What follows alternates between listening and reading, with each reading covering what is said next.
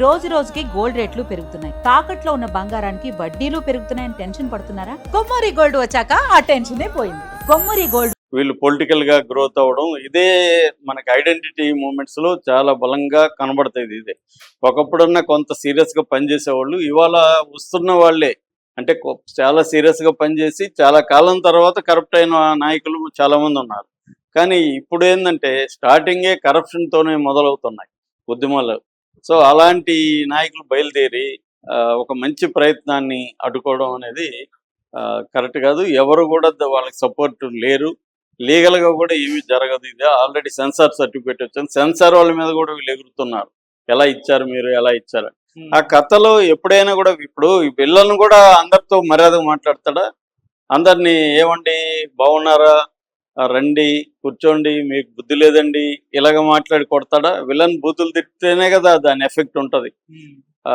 ఇప్పుడు ద్రౌపదిని అంత దారుణంగా అవమానిస్తేనే కదా భారతం జరగడానికి వన్ ఆఫ్ ద రీజన్స్ అది. సో ఏదో సీతను అలా ఎత్తుకుపోతేనే కదా జరిగింది. ఎలా ఎత్తుకుపోతారు? అలా ఎత్తుకుపోయినట్టు చూపించడం రాంగ్. ఇప్పుడు కానీ అయితే అలా సంఘాలు అడ్డుకునేవి. అలా ఎలా ఎత్తుకుపోతాడు? ఒక రాక్షసుడు వచ్చి ఎత్తుకుపోయినట్టు చూపించి అవమానిస్తారా మా వాళ్ళని అని చెప్తారు. అంటే ఏ కథలు కూడా తీలేం. ఏ కథ ప్రతిదాన్ని పట్టుకోవాలనుకుంటే. సో ఇదంతా కూడా ఏంటంటే ఒక పాపులర్ సినిమాని బెదిరించి వీళ్ళు పేరు డబ్బు కోసం తప్ప వేరే కారణం ఉందని నేను అనుకో. వాళ్ళకి నిజంగా జనైన ఉంటే ఆ సంఘాలు వాళ్ళు ఎవరో కూడా ఎవరికి తెలియదు. వచ్చేసి ఒక ఆయన చెప్తున్నాడు నా మనోభావాలు దెబ్బతిన్నాయి అంటాడు. అరే నీ మనోభావాలు అంటే ఏంటి అసలు? ఫస్ట్ ఆఫ్ ఆల్ అవి ఎందుకు దెబ్బతింటాయి? నీ వాళ్ళకి నిజంగా అన్యాయం జరిగితే వాళ్ళు నువ్వు ఎప్పుడైనా స్పందించావా, పనిచేసావా? ఇవి పక్కకి వెళ్ళిపోతున్నాయి. సో అందుకని రామ్ చరణ్కి దీనివల్ల పబ్లిసిటీ తప్ప వచ్చే నష్టమే లేదు. అంతకుముందు కూడా సైరా అప్పుడు కూడా చిరంజీవి మీద కూడా ఇలాగే వచ్చాయి. ఈ మధ్య చాలా సినిమాల్లో అదేదో ఉప్పర్ మీటింగ్ అంటే వాళ్ళు వచ్చారు. కటిక అంటే కటిక అనేది కులం ఉందని కూడా ఎవరికి తెలియదు. వాళ్ళు వచ్చారు బాహుబలిలో. ఇలాగా ఎవరెవరో వచ్చి బెదిరించడం అనేది చేస్తున్నారు. అది పాపులర్ సినిమానే. మళ్ళీ మామూలుగా సినిమా తీసి ఫ్లాప్ అయింది అనుకో, వీళ్ళు రారు. వీళ్ళ మనోభావాలు అప్పుడు దెబ్బతినం. ఆ సినిమా పాపులర్ అయితేనే వీళ్ళ మనోభావాలు దెబ్బతింటాయి. ఎందుకంటే దానికి మార్కెట్ ఉంటుంది. వీళ్ళని బెదిరిస్తే వీళ్ళు ఏమన్నా మనకి ఇస్తారనేది ఒకటి. రెండోది పాపులర్ అవ్వచ్చు. మామూలు చిన్న సినిమాలో వీళ్ళు చూడరు, చూసినా వీళ్ళు మనోభావాలు దెబ్బతినం. ఎందుకంటే దానివల్ల వీళ్ళకి పేరు రాదు, డబ్బు రాదు. సో ఇది జరుగుతుంది. ఇది ఒక రకమైన బ్లాక్ మెయిల్ లాంటిదే. దీనివల్ల ఏమి పెద్దకి వచ్చే నష్టం కానీ రామ్ చరణ్కి వచ్చే నష్టం కానీ ఏమీ లేదు.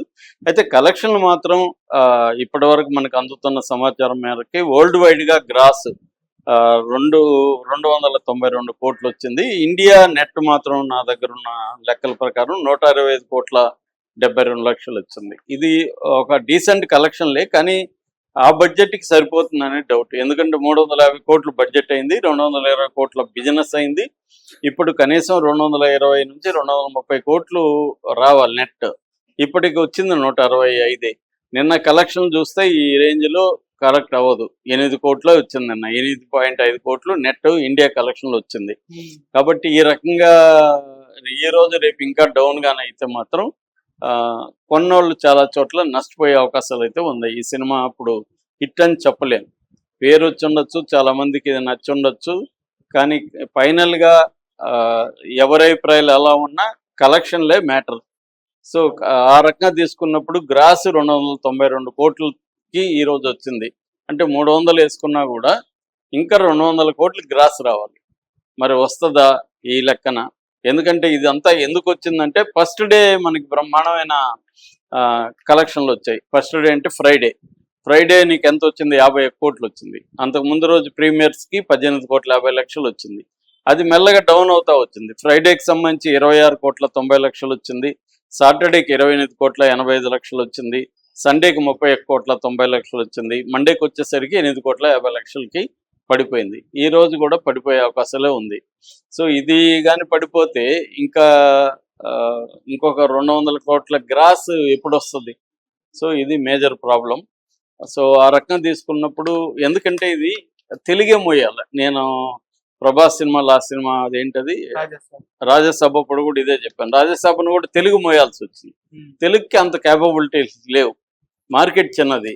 సో కాబట్టి పాన్ ఇండియా సినిమా తీయాలంటే జాగ్రత్తగా తీయాలి. బడ్జెట్లు తక్కువ పెట్టుకొని ఒకవేళ రాకపోతే. ఎందుకంటే హిందీ ఫస్ట్ డే ఫ్రైడే 3 కోట్లు వస్తే నిన్న ఎంత వచ్చింది హిందీ? జస్ట్ 89 లక్షలు వచ్చింది నెట్. సో ఎట్లా రికవర్ అవుతుంది? కాబట్టి ఏంటంటే హిందీ కానీ తమిళ్, కన్నడ, మలయాళం ఇవేవి దీంట్లో రాలేదు, కలెక్ట్ చేయలేదు. కాబట్టి తగ్గడానికి ప్రధాన కారణం అదే. తెలుగు ఒకటే మోయలేదు. సో ఖచ్చితంగా పాన్ ఇండియా సినిమా అన్నప్పుడు మిగతా భాషలకు కూడా కనెక్ట్ అయ్యే విధంగా తీయగలగాలి. సో తీయలేనప్పుడు గమ్ముని ఇక్కడ వరకే తీసుకుంటే ఇంత బడ్జెట్ అవ్వదు.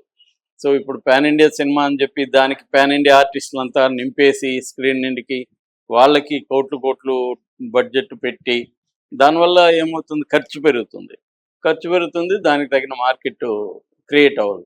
అది major problem. So pan India cinema తీసేవాళ్ళు ఇటు ప్రభాస్ సినిమా నుంచి దీని నుంచి కొంత గుణపాఠం నేర్చుకునే అవకాశం అయితే ఉంది.